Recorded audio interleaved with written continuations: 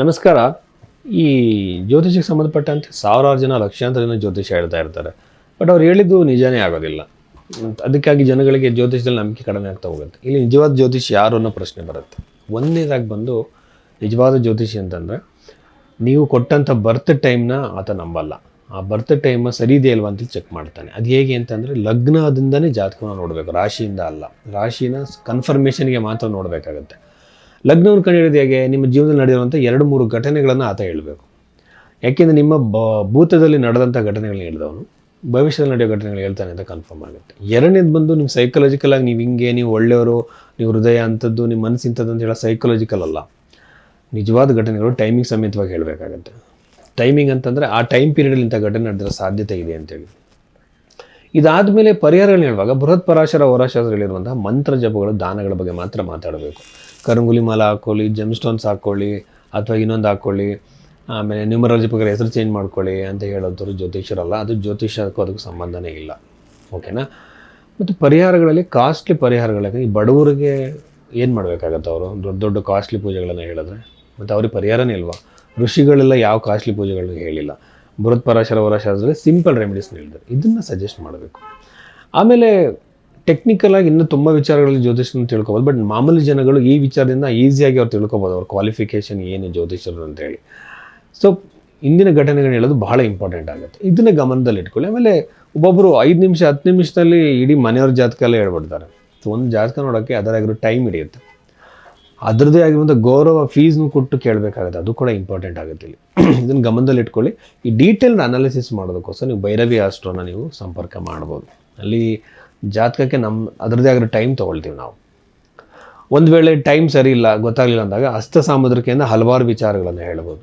So ಅದನ್ನು ಗಮನದಲ್ಲಿ ಇಟ್ಕೊಳ್ಳಿ. ಹಸ್ತ ಸಾಮುದ್ರಿಕೆ ಅಂತಂದರೆ ಜಾತಕ ಇಲ್ಲದೇ ಇದ್ದಂಥವ್ರು ಹಸ್ತ ಸಾಮುದ್ರಿಕವನ್ನು ಇದು ಮಾಡ್ಬೋದು. ಈ ಕುಂಭರಾಶಿಗೆ ಸಂಬಂಧಪಟ್ಟಂತೆ ನಾವು ಈ ಒಂದು ವಾರ ಭವಿಷ್ಯದಲ್ಲಿ ನೋಡೋದಾದರೆ 19ನೇ ತಾರೀಕು ನಂತರದಲ್ಲಿ ಹಲವಾರು ವಿಶಿಷ್ಟವಾಗಿರುವ ಬದಲಾವಣೆಗಳಾಗಿದೆ. ಬಟ್ ನಾವಿಲ್ಲಿ ಕೆಲವು ಕೇರ್ಫುಲ್ ಆಗಿರುವಂಥ ಕೆಲವು ವಿಷಯಗಳಿದೆ. ಅದು ಬಂದು ರಾಹುಗ್ರಹ ರಾಶಿಯಲ್ಲಿರುವಂಥದ್ದು ಖಂಡಿತವಾಗಲೂ ವೈವಾಹಿಕ ಜೀವನದಲ್ಲಿ ಕಿರಿಕಿರಿ ಸಮಸ್ಯೆಗಳು, ಉದ್ರೇಕದ ಮಟ್ಟಕ್ಕೆ ಹೋಗ್ಬೋದು.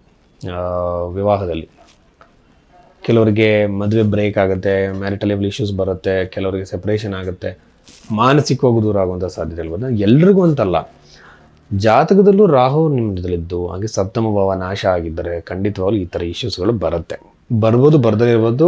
ಇಟ್ಸ್ ಡಿಪೆಂಡಿಂಗ್ ಆನ್ ದಿ ದಶಾ which you are running actually. But ಈಗ ಇದನ್ನು ಸರಿಪಡಿಸ್ಕೊಳ್ಳೋ ರೀತಿ ಹೇಗೆ ಅಂತ, ನೀವು ಮದುವೆ ಆಗಬೇಕಾದ್ರೆ ಜಾತಕದ ಹೊಂದಾಣಿಕೆ ಸರಿಯಾಗಿ ಮಾಡಬೇಕು. ನಾನು ಕಂಪ್ಯೂಟರ್ ಮ್ಯಾಚ್ ಮೇಕಿಂಗ್ ಮಾಡ್ತಿದ್ದೀನಿ ಸರ್, ನನಗೆ 36 ಇಷ್ಟು ಪಾಯಿಂಟ್ಸ್ ಬಂದಿದೆ ಅಂತ ಹೇಳ್ತಾರೆ. ಅದಲ್ಲ.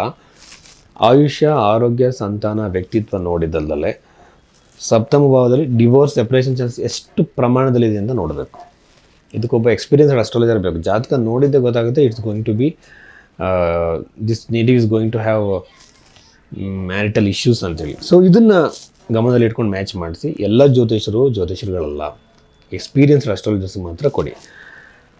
ಇದರಿಂದ ಮ್ಯಾರಿಟಲ್ ಲೈಫ್ನ ಸರಿ ಮಾಡ್ಕೋಬೋದು. ಒಂದು ಪೂಜೆಗಳು, ಸ್ವಯಂವರ ಪಾರ್ವತಿ ಮಂತ್ರ. ಇನ್ನೊಂದು ಸೈಕಲಾಜಿಕಲ್ ಆಗಿ ನಾವು ಇನ್ನೊಬ್ಬರನ್ನ ಅರ್ಥ ಮಾಡ್ಕೊಳ್ಳೋದು, ಇನ್ನೊಬ್ಬ ವ್ಯಕ್ತಿನ ಕ್ಷಮಿಸೋದು, ಇನ್ನೊಬ್ಬರು ಹೇಗಿದ್ದಾರೋ ಹಾಗೆ ಅಕ್ಸೆಪ್ಟ್ ಮಾಡ್ಕೊಳ್ಳೋದು, ಡಿಮ್ಯಾಂಡ್ಸ್ನ ಕಮ್ಮಿ ಮಾಡ್ಕೊಳ್ಳುವಂಥದ್ದು.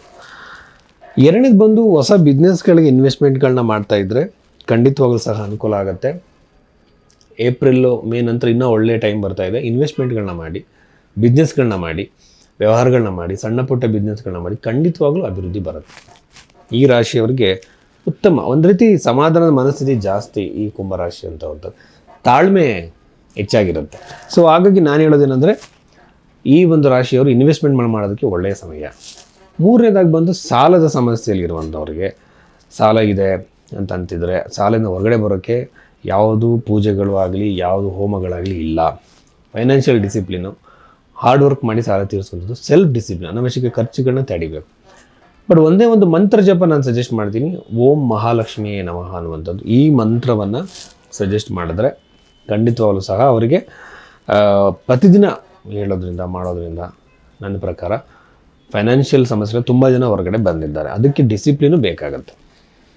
ಇನ್ನು ಉದ್ಯೋಗಕ್ಕೆ ಸಂಬಂಧಪಟ್ಟಂತೆ ಬಹಳ ಚೆನ್ನಾಗಿದೆ ಟೈಮು. ವಿದೇಶದಲ್ಲಿ ಉದ್ಯೋಗ ಪ್ರಯತ್ನ ಮಾಡ್ತಿರೋರು, ವಿದೇಶದಲ್ಲಿ ಇದ್ದುಕೊಂಡೇ ಉದ್ಯೋಗಕ್ಕೆ ಟ್ರೈ ಮಾಡ್ತಿರೋಂಥವ್ರು ಬಹಳ ಉತ್ತಮ.